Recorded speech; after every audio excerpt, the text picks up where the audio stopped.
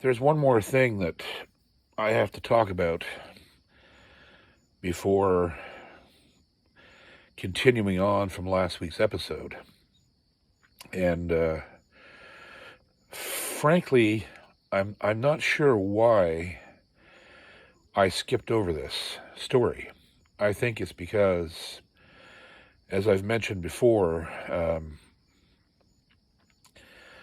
some things that happen to you in your life are so disturbing that your brain files them somewhere where they just don't come up at certain times in certain settings. Because if you discuss them in public, that the ramifications can be far-reaching, and you might get hit from a million sides. But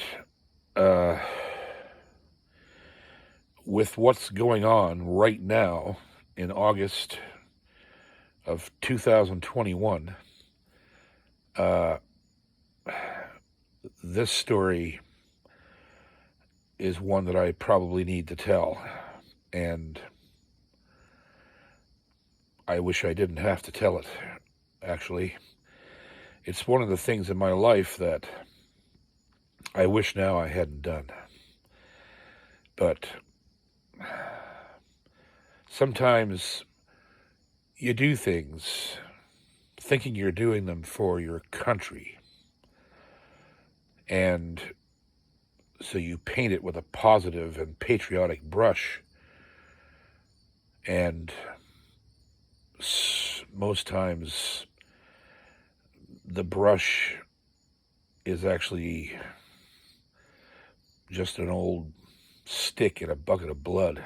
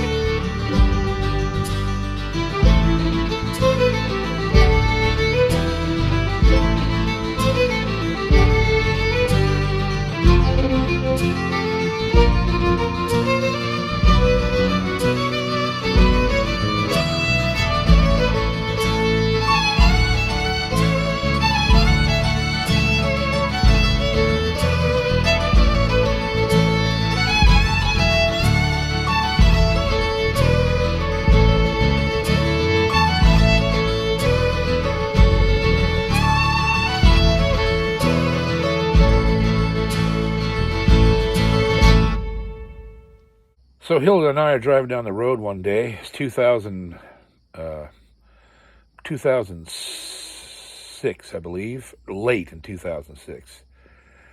And the phone rings, and it's Andre.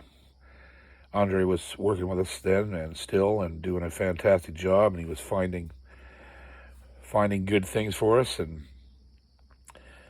he says, I got a call from the Canadian Forces, a promoter for the Canadian Forces, I think is how he put it. And as soon as he said that, I was like, what? Now what is happening? And he said, would you consider going to Afghanistan? And it was just dead silence for a few minutes, and I looked at Hilda and she looked at me, and I was just like, because he was on speakerphone, I was like, what? And he said it's a package tour that they send, like the forces. There's a division of the forces that organizes musical entertainment for people stationed abroad. They send you up north of the North Pole. They send you to it's like the USO tour. That's what it is, right? Only Canadian. So I said, are you kidding me? Afghanistan? He said, yeah. He said, you'd go over and you'd be there for 2 weeks, play in, a couple of different locations. Obviously, the forces are going to take care of you, blah, blah, blah. So I said, well, now me at that time fighting a serious fear of flying as well. It was worse, it just was worse then for me. I've never really liked flying, but in those years, it was painful, the fear I had of it. And I did it all the time, but I did not like it. So I said, well, what does it pay? He said, well, it looks like they're offering you $25,000. And I said, holy shit, are you kidding me? He said, no. He said, that's what they're going to pay you. And I said, okay. Well, actually, I think I actually told him, let me think about it. That's how much trepidation I actually had about not only getting there and back, but I was going into a war zone, right? And I'm thinking, what the hell? Is this really what I want to do? And I'd always had a great respect for the forces. My family had been involved with the Canadian Forces all the way back into the late 1800s. And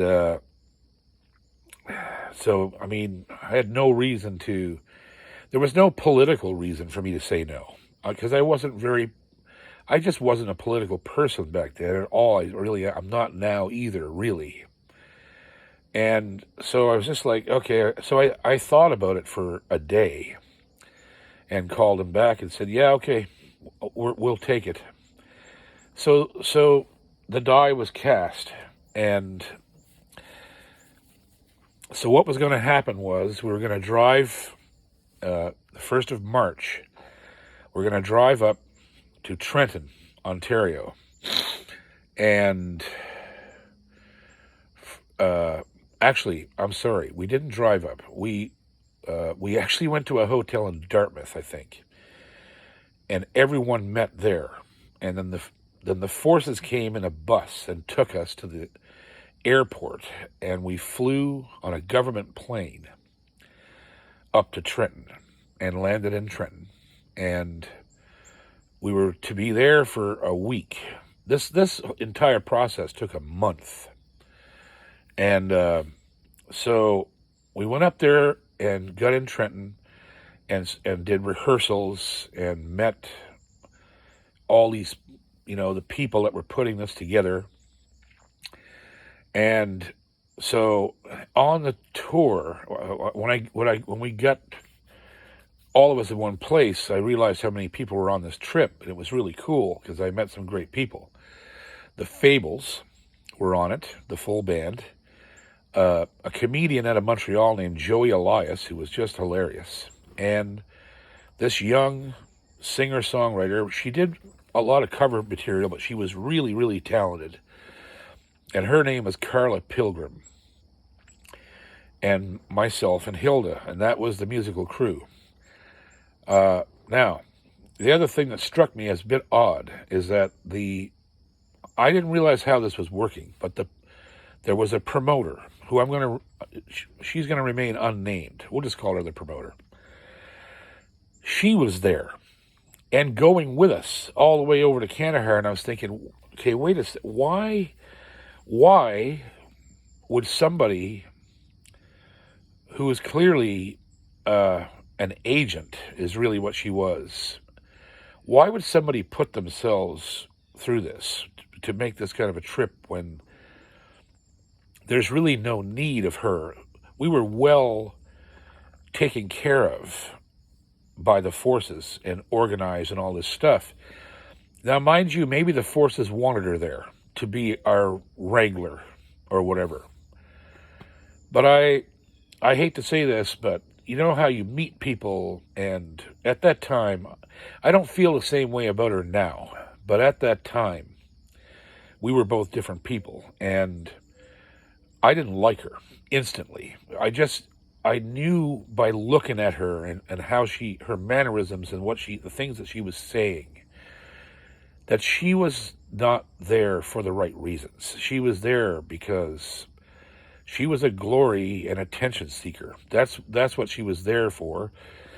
And she didn't seem to, she just wasn't contributing much to the situation. She was actually complicating things for us.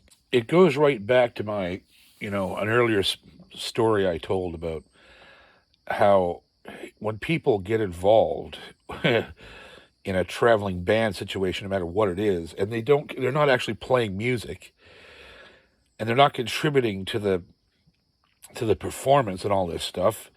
They're a third wheel, fifth wheel, whatever you want to call it. They don't serve a purpose in the grand scheme of performance and all, and the putting on of the show and all this other stuff. Why the hell are they there? And it's just a liability. You got one more personality, one more person in the crew that you kind of, whether you like somebody or not, you got to watch their back, no matter what you're doing. And here we are, all strangers to each other, going into a war zone. And I had a really bad feeling about all this. And to give you an idea just of how crazy life is, the first guy we met at Trenton was this, I don't know whether, I can't remember if he was a general or what but he was the head of the base, and he came out to greet us. We talked at length with him. This guy turned out to be a serial murderer. He had killed and raped a bunch of women in the Trenton area, and they caught him years later and put him in prison for life. This is the first guy we meet, that guy. Obviously didn't know it then, and when we found out years later, it was like, holy shit, we ate lunch with this guy. And so we rehearsed there for a week and kind of got used to one thing that the Canadian Forces don't skip on is food. Oh, we ate so well the whole time we were with them. And so we rehearsed there for a week. And then the day before we were to leave, we were going to be flying from Trenton to an Air Force base in England, and then from there to a place called Camp Mirage. Called Camp Mirage because it was supposed to be a secret base. It was literally blotted out on satellite images. It was outside of Dubai, and they were letting us. That country was letting us, launch from there into Afghanistan, and so we're sitting in the rehearsal hall. We're supposed to go there for this meeting that's going to happen. We're leaving the next morning. And these people come in. There's some high-ranking soldiers and these two people that are working for the organization inside the forces that put these tours together, and they sit us all down, and they hand out these documents, and they look at us and they say, okay. I even think there was a slideshow. They showed us pictures of Camp Mirage, of Kandahar City, of previous tours.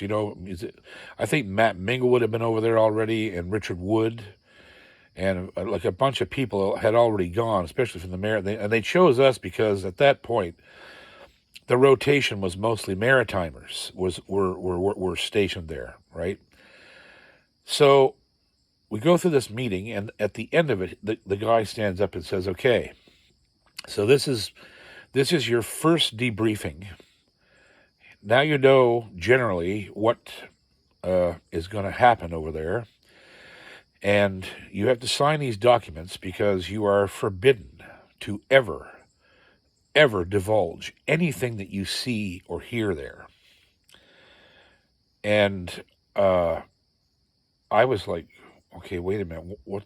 Okay, so there's two angles of this.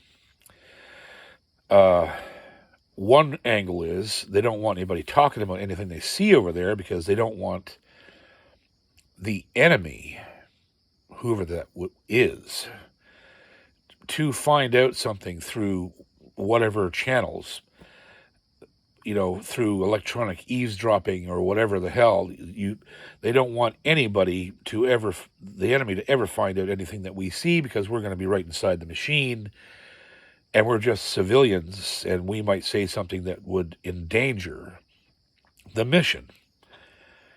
So I got that part. But then I was thinking,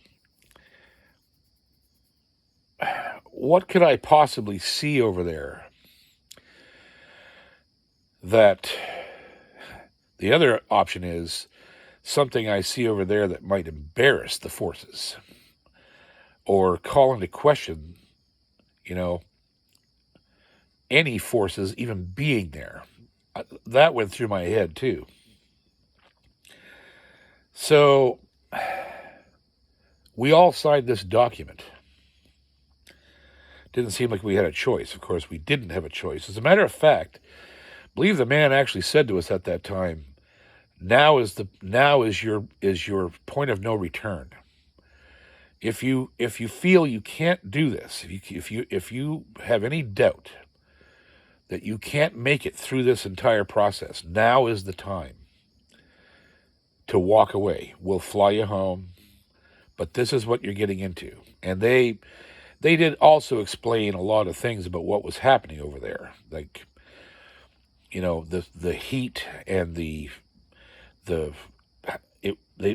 I'm not really sure that they really talked to us that much about how dangerous it was going to be, but obviously they told us you're going to be in a war zone, a hot fucking mess is what's happening over there. But you're going to be well protected. You're never going to be off base. And if you do have to go off base, you will be under heavy, heavy military escort. And so they gave us the out. Of course, nobody took it. So the next morning, we're on the plane. It's big green Canada government, 737, 767, big plane. And over to England. We land in England at a military base. We literally only have enough time to go in and to this little bar that's there and have beers. And there was enough of us that we drank the bar at a beer in about 30 minutes. Because you're talking about, there's 6 Newfies and two Cape Bretonners, and Joey was off of alcohol because he didn't drink. You get all these Maritimers in there heading into, don't know if you're going to live or die.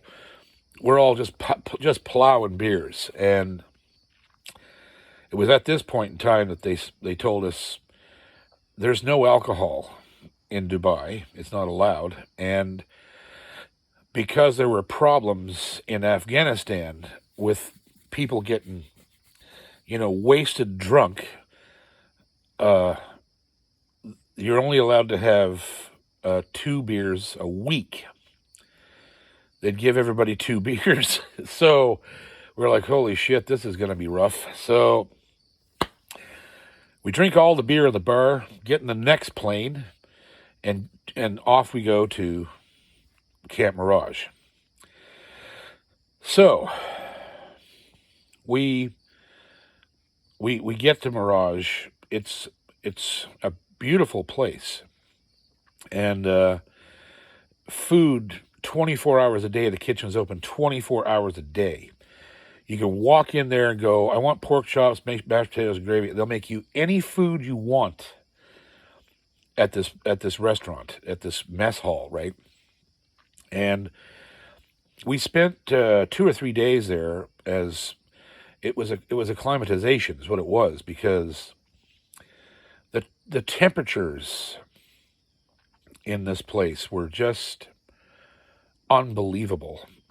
in Camp Mirage, it was 100% humidity, 100% humidity, 24 hours a day, and the temperatures were floating around 38 to 41, 42 degrees Celsius all day, all night.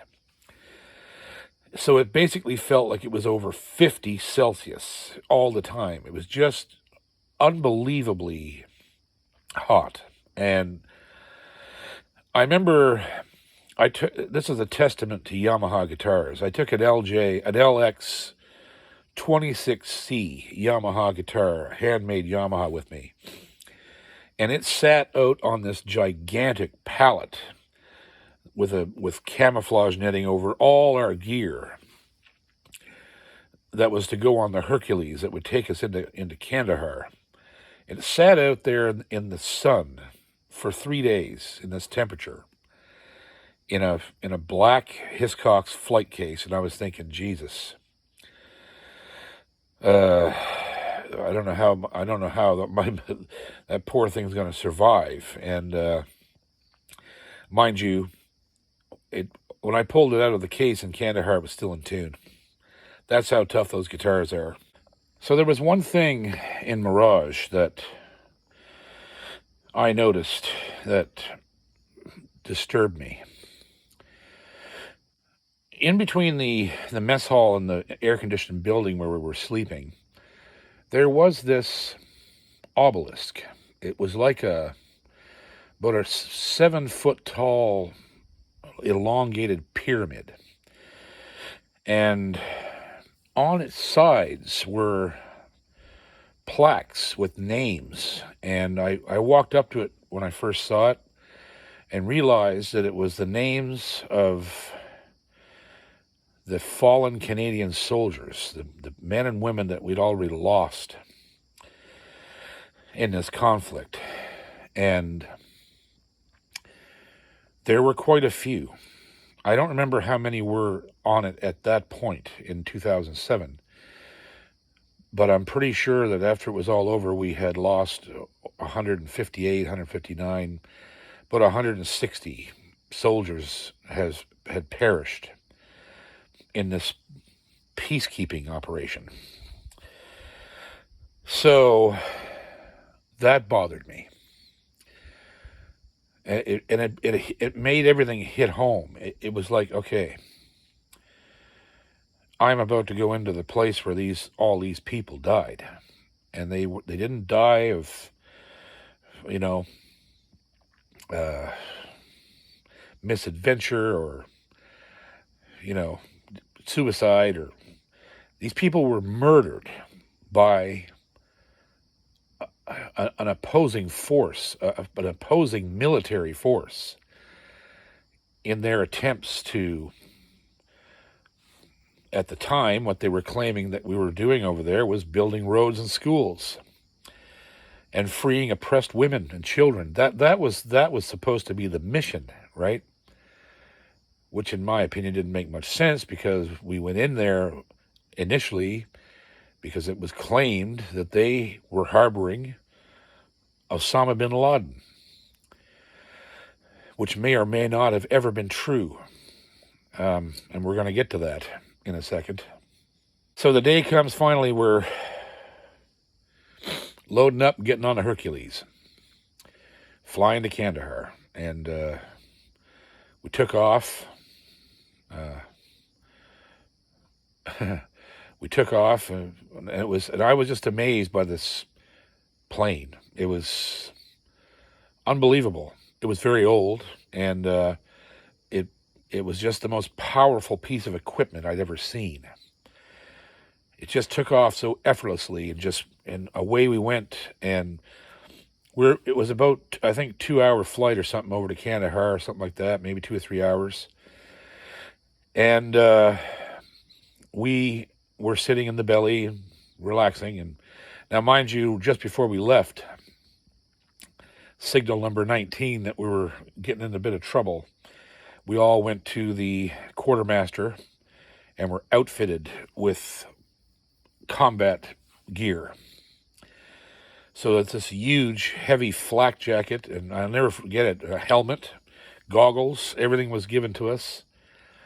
And I remember taking found a flak jacket that would fit me, and then the guy said, "Go over and get your plates." And I was like, what's going on now? And I went over, and the guy put these two, heavy, huge, like an inch thick lead plates inside this flak jacket on both front and back. And I couldn't get over how small they were. They only covered about a 10-inch square on your chest and your back. And I'm thinking, man, if you get shot anywhere else around that plate, you're dead. But it was going to protect you from a center mass shot. So that kind of kicked in, like, how fucking dangerous this really was. We were being outfitted to survive being shot. So on the Hercules, over the ocean, and the captain comes down and says, "Who wants to fly the plane?" I said, "I'll do it." I don't know why I said yes, but I had to. And there's actually a picture of me in the title sequence of these episodes, of me at the wheel of the plane. Somebody took a picture of me up there. And they just let me fly the plane. The two guys stepped back, There was a big flight deck up there. There was room for 6 or 8 people up there or so. It was pretty big. And they sat me down in the left seat and said, "Here you go. Let her rip, man. Just do whatever you want." And so I was like making the plane dip this way and that way and up and down. And I was having a blast, right? And so then all of a sudden I sort of made a left bank, and all these alarms started going off, and I went, "Oh Jesus!" And I straightened her up, and the captain come over and said, "Oh Jesus, get over, go make a right turn here." I said, "We're in Iranian airspace. Is why those alarms went off. There's beacons, I guess, on the ground. Get out of here." And I said, "Oh shit!" So anyhow, we all sort of got a chance to fly the plane, and just 2 or 3 people went up and did it, and so we had a manager, like a property manager guy, a soldier that was assigned to us for the entire run. He carried a sidearm. He was a really nice guy. He was a big, heavy-set guy, and he'd done this before, I guess. So he was there with us, and he tells us, "Okay, we're going to land in Kandahar. There's been no activity on the ground this morning, so but we still have to exit the plane as quickly as possible." And I said, "Okay."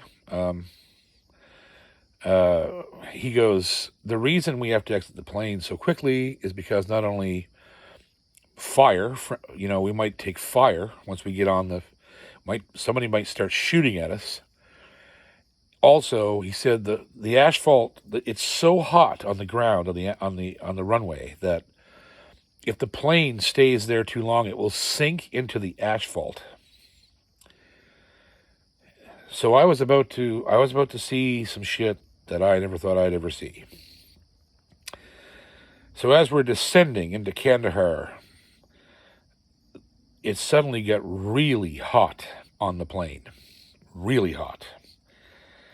And I was like, "Whoa, what's going on?" And sure enough, we landed beautifully, stopped in the middle of the runway, and they cranked open the ass end of that thing, and this wall of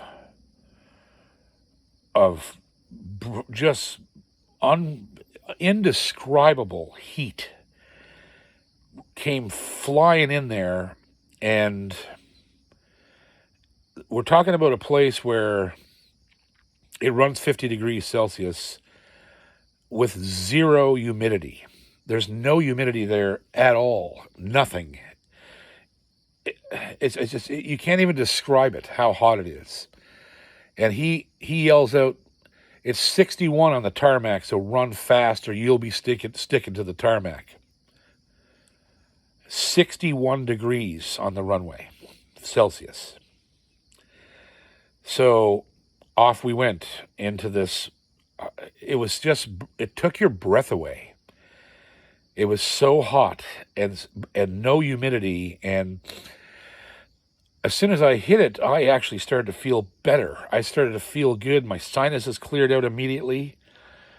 Everything got crystal clear. Like, it was just like, I don't even know how to describe it. It was bizarre.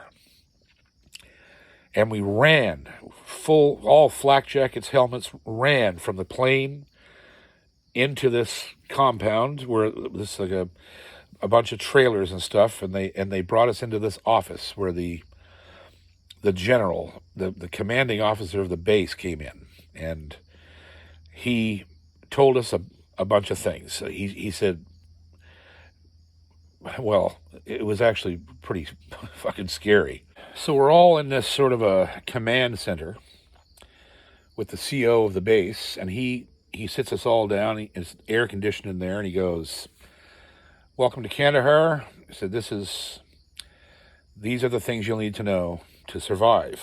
And I immediately just went, holy shit. And he was no bullshit. He looked at all of us. He said, "Okay, we're in an active war zone. Do not go near the walls of the base, ever. If you hear a siren go off, it means that the Taliban is firing rockets at the base. And we have lookouts that can see the rockets don't move that fast. They're RPGs. And they don't have a good aiming system because they don't really know how to use the equipment. And they just put the thing up against a rock and light it or set it off and hope for the best. So if you hear a siren, here's where your managers will show you where all the bomb shelters are. Go in one and stay there until you get the all clear, and do not move out of there. Secondly, he says, do not go anywhere on this base unaccompanied. There are Afghan nationals on this base that work with us, but we don't know if they're friendly or not. They're put off the base at sundown and are readmitted in the morning, but don't go anywhere alone. Not even to the bathroom. If you have washrooms in your accommodations. We were going to be in one of the only air-conditioned buildings in the whole base. And he said, use your facilities in there. Don't go to mess. Don't go anywhere unless you have a soldier with you who is armed. Okay. He said, next, he said, this is the most important thing, he said.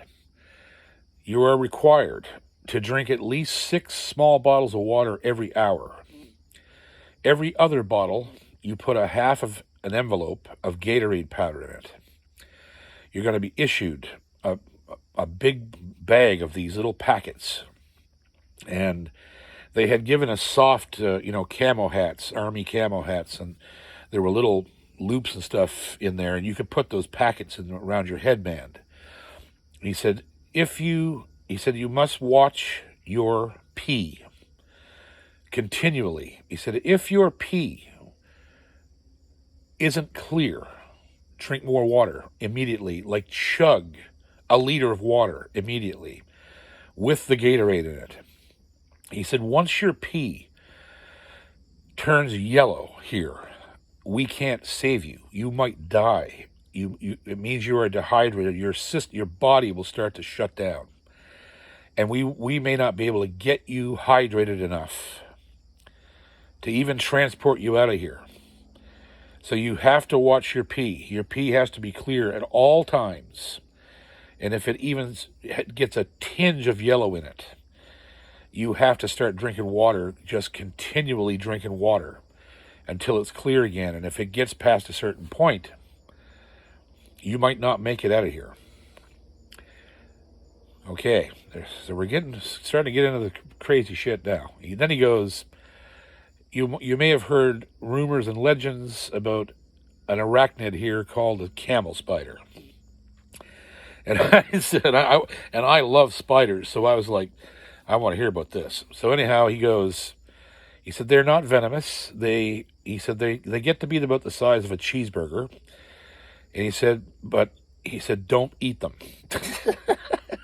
He says, because they're going to be trying to eat you. He said, they're incredibly aggressive. So don't mess with them, because they will bite the shit out of you. But they're not venomous, but they have huge jaws that they clamp onto you with if they feel threatened. And he said, you probably won't see any here. We've killed as many as we kill them as fast as we find them. He said, but if you run into one, don't mess with it. Just back away, let it go its own way. So I immediately had in the back of my mind to go on a camel spider hunt. I was waiting to see one, And so they let us out, and they took us to our accommodations, which were just beside the what they called the Canada House, which was a big building, air conditioned, with televisions and pool tables and Tim Hortons coffee, and it was really an interesting place, And I just started drinking water, and I felt great. It was really bizarre. I felt really good over there. I don't know how to describe it. It just felt, it was like I was sweating out. Well, you couldn't really sweat. It was so dry. If you did sweat, it just evaporated. There was no way to get a good sweat on, which was really weird. So we stayed in Kandahar for about a week. And so I'm going to leave the music and performances out of it. The shows went fabulous, and the soldiers loved it. And there was 27 nations there. They were NATO peacekeeping forces from everywhere. The UK, Australia, Denmark, Norway, and a huge contingent of Americans. And it was just playing for these guys and meeting them on socially, on a social level, was just unbelievably pleasant. It was so, these guys were, your heart just went out to them.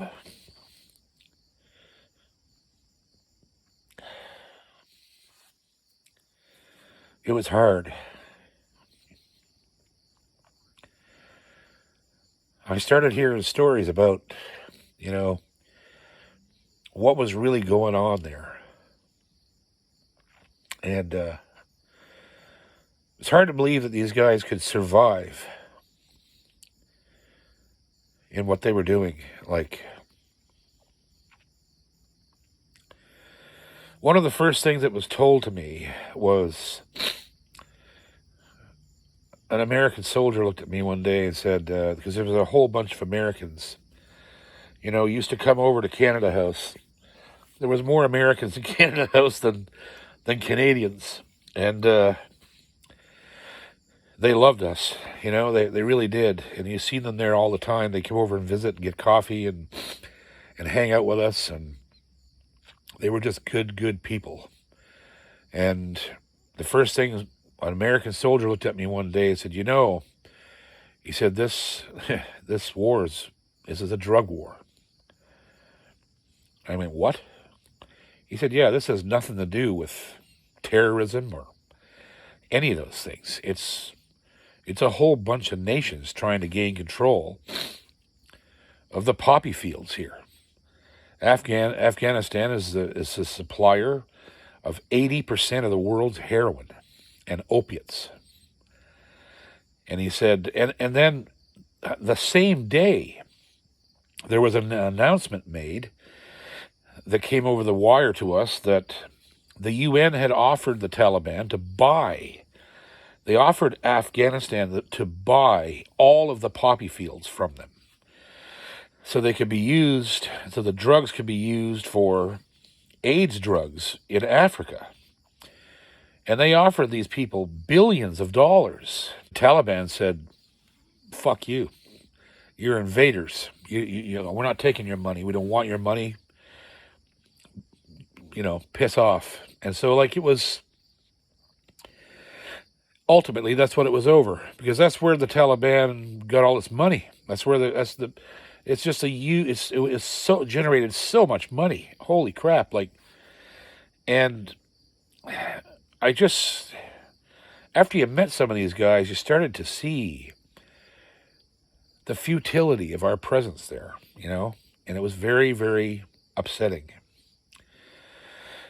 I would watch these patrols go out, and these joint action guys, the squirrels they called them, they dressed in civilian clothes and had, guns under each arm and shoulder holsters, and they looked like Afghans. They had long beards and they spoke Pashto, and they would infiltrate places, and go on search and destroy missions, and they were really scary, these guys.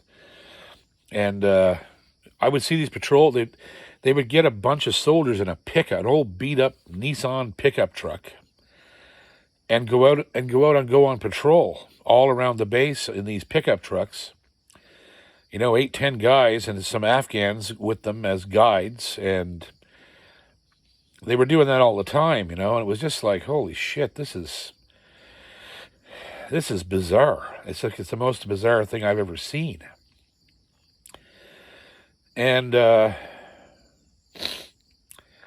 got my first exposure to Islam in that base. There was Afghan people there who were all Muslim, and I'm jumping around the story a lot because I'm just coming up on the things that I can remember as they come back to me, and I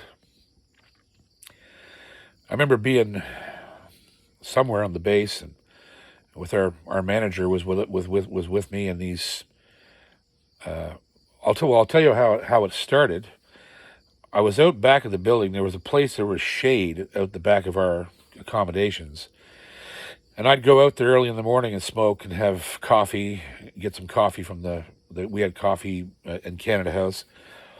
And I would sit out there, and these young Muslim kids would be wandering around. They were cleaning things and doing janitorial things, and they were runners and did fetch stuff for soldiers, and I would see them walking around. There was 2 or 3 of them walking around there one morning, and somebody brought me out a bag of President's Choice decadent chocolate chip cookies, a whole bag. I don't know why they did it, but they brought it out to me. And I'm sitting there with this bag of cookies on the table, which was swiftly melting. And these 3 kids come up, and one of them asked me for a cigarette. So I gave him a smoke, and he didn't speak any English. Not very much, but he seemed to understand me. But he was talking to his friends, and they all sat at the table with me. And they lit the cigarette, and they passed it all around. The 3 they were just kids. The oldest one might have been 17 or 18 years old. And they were looking at the cookies, and one of them looked at me and said, "Biscuit, biscuit," the French biscuit, right? Biscuit, and I was like, "Yeah, cookies." And so I opened the package and I handed him one, and before I could get 2 more out of the bag, he had broken the cookie in 3 pieces and shared it with the other 2 guys. And I looked at him and said, "Oh, no, come on." And I pulled the whole tray out, and I took about 3 cookies and gave each one of them cookies. And, well, they almost lost their minds. They couldn't get over this, right? They're like, "Oh, biscuit," and we sat there in silence, smiling at each other. Ate the whole bag of cookies, and they were on top of the world. These 3 kids, they just couldn't get over that, and they were continuing to, they were doing this and putting their, the Muslim, greeting, well wishing, and they were just so happy, and they left. And later on that day, there was a call to prayer. They didn't actually have it on the base, but these guys were keeping track of it. They still went and prayed, right? And they went and prayed in the bomb shelters. And I was out with our manager around doing something around there, and these 3 kids I had given the cookies to, they came up to me with they had their mats under their arms, and the youngest one had 2 mats, and he handed me a mat, and he said, you come with us, you come." And I looked at my buddy, the soldier that was with me, and he said, "Yeah." He said, "Okay, I'll go with you." So I followed these 3 kids, and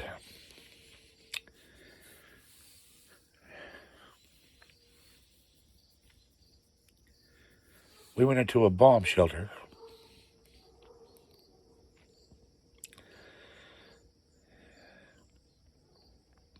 And we took our shoes off.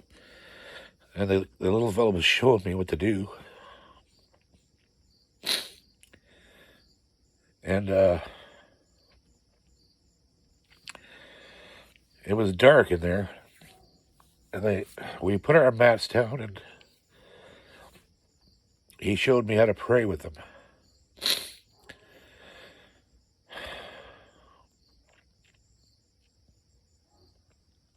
And when we were done, we rolled up the mats.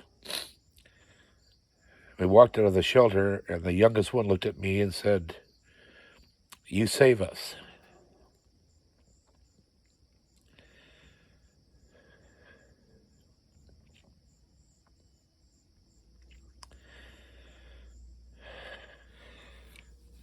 I didn't know what to say.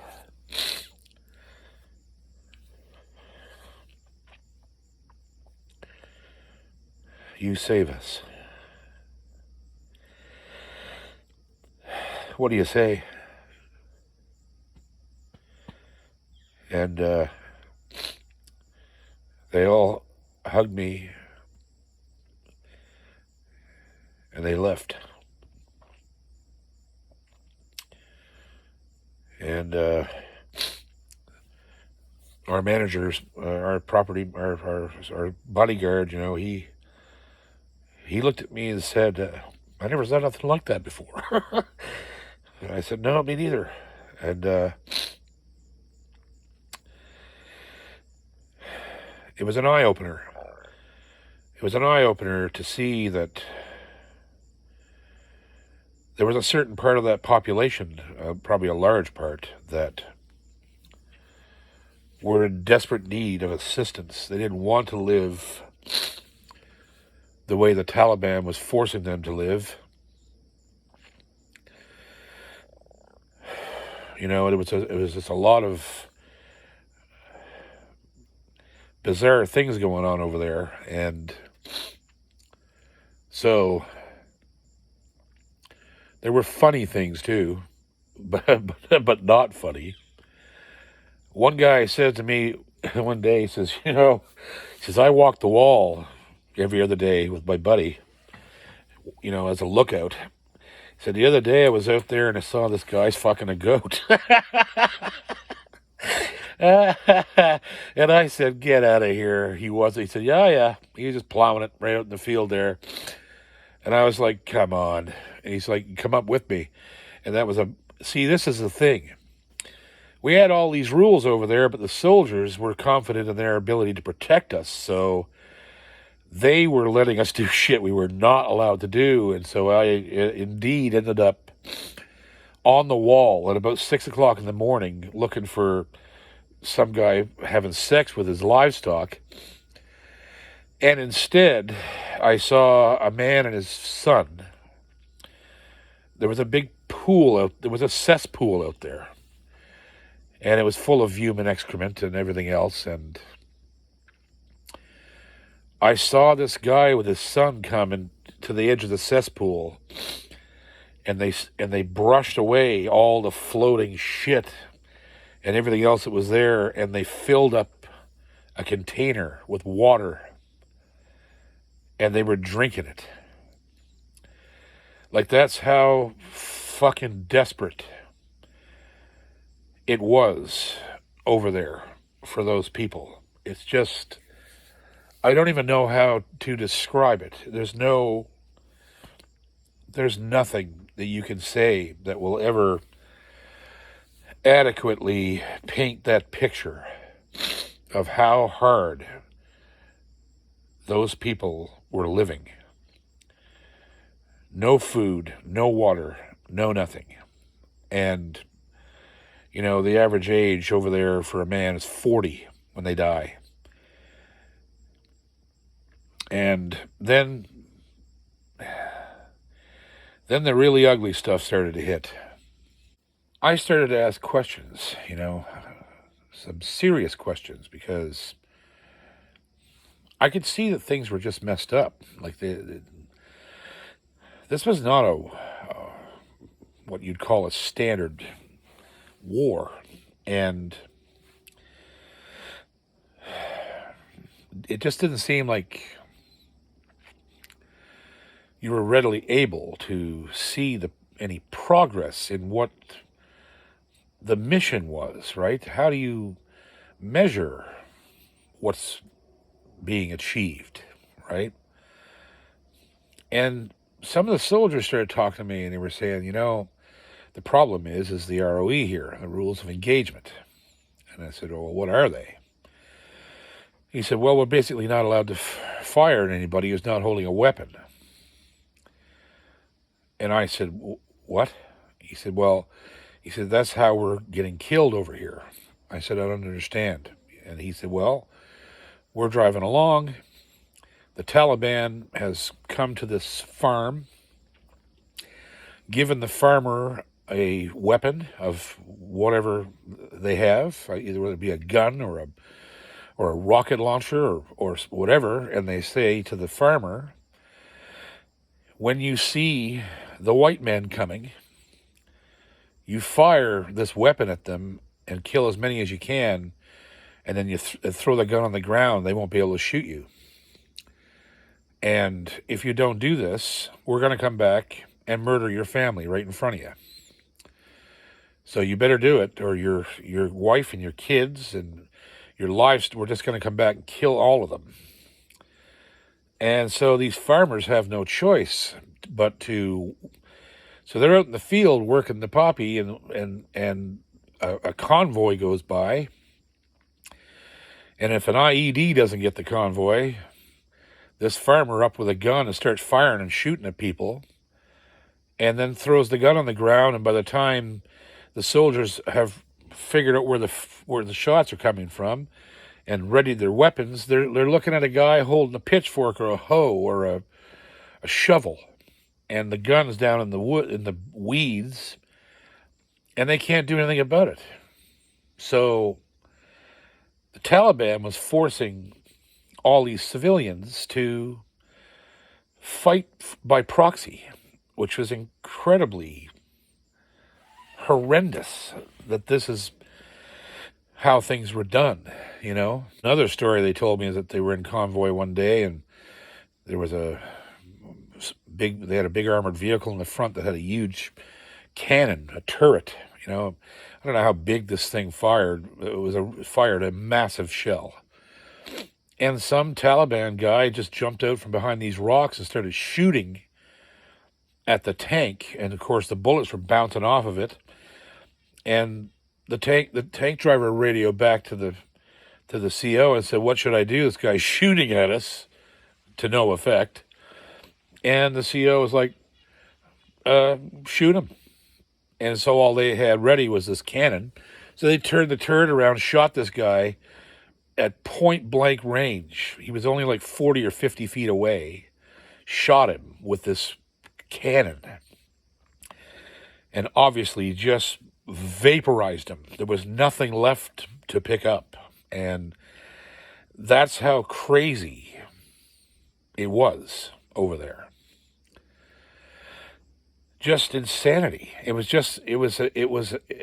insanity. I couldn't even get my head around it. And the number of people that were being killed by IEDs, guys walking out on patrol and they step on one of these things or they drive over them and gone, boom, just mutilated. by these things. And there was a young man he was a signalman, and he had taken me. His name was Macaulay. He was from Ontario, and he had taken me over to the mess hall a few times. He was a really nice kid, and he went out on patrol one night and stepped on an IED and was vaporized. And we didn't hear about it right away. It was a few days after it happened, and so he was placed in a coffin. And actually, they told us at that point, they were like, okay, well, he's going to go home with you. You guys are going to take him back to Canada. And so, yeah, that sucked badly. And that was the first loss. Wouldn't be the last one. That we started to really start to understand, when these things happen, just how deadly serious this situation is, and how close you are to death, standing right beside it. You know what I mean? All day long. The soldiers that you were talking to in that base, sometimes, you just didn't know if that person was going to live to get home. Didn't matter what country they were from, didn't matter what they did. You realized that you were talking to all dead men walking. All these guys potentially might not get out of there. And that, it grew more and more unacceptable to me the more of these people that I met and talked to. And you would think that, if we look at it from the American perspective, this patriotic, the Americans, and I love them, they have a history of fighting wars. They really haven't done anything else but fight wars. Some of the wars were necessary, and they were heroes, in what they did. But that idea that going over and fighting a war and dying is a patriotic gesture. You'd think that being over there, right there in the theater of war, and watching these guys go out and risk their lives 24 hours a day would instill some kind of patriotic, mindset. But it was the opposite for me. As I was experiencing this over this 2-week period, I started to become angry and disillusioned, and just thought, these guys, these men and women are over here fighting a war that's unwinnable because you can't actually see the enemy. They seldom ever saw the enemy, but they did, obviously. They fought directly with the Taliban in huge firefights. But what is the point? What is the point?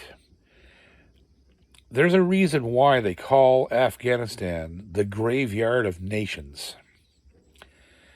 That's what that place is called, because it has never been conquered. Even Genghis Khan couldn't hold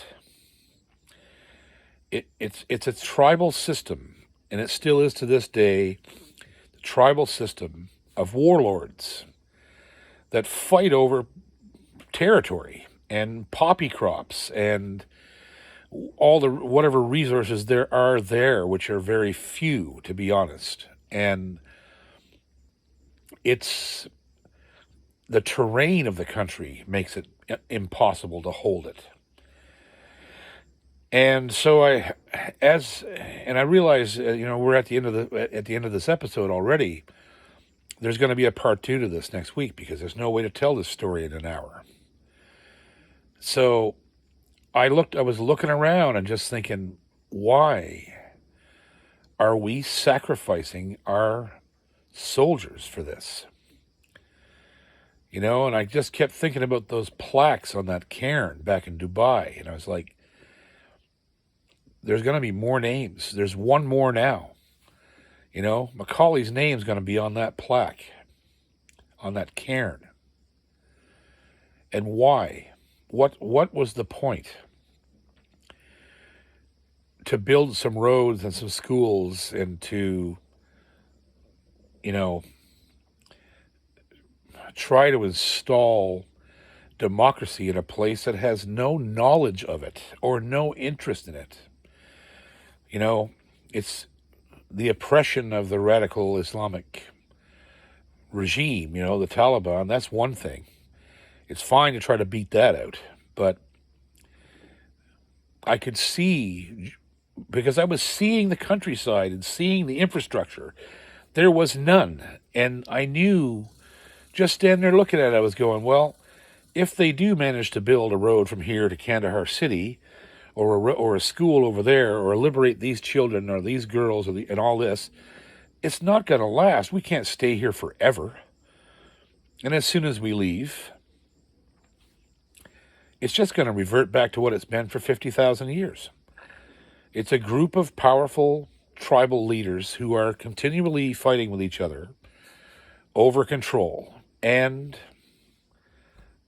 that's it.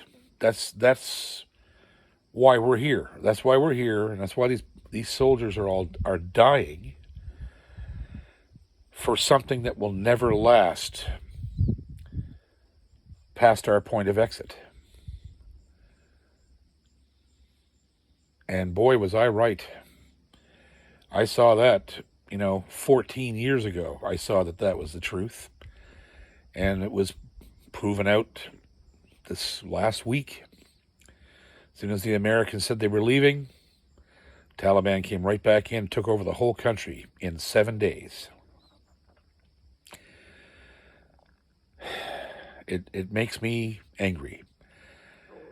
Not that they took the place over again. I mean, it's their place. It's, men. The evil of men is facilitated by the inaction of good men.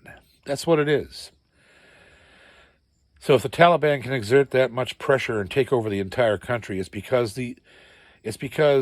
there's 35 million people in that country. And none of them are able or willing to fight this off, to keep it from happening.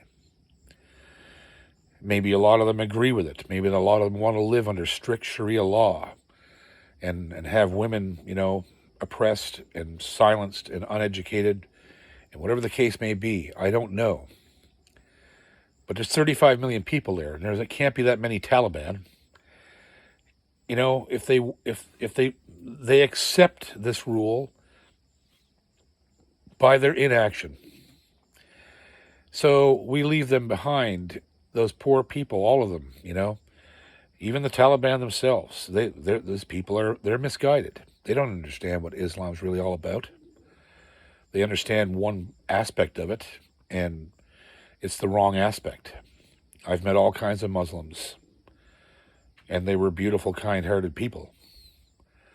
So, I mean, we're going to leave them there to their own devices to fight and kill each other and war with each other till the end of time. It's never going to end there. So, yeah. We're going to have to do this as a part 2 next week to finish the story, because I'm not even halfway through it, really. All I can say is of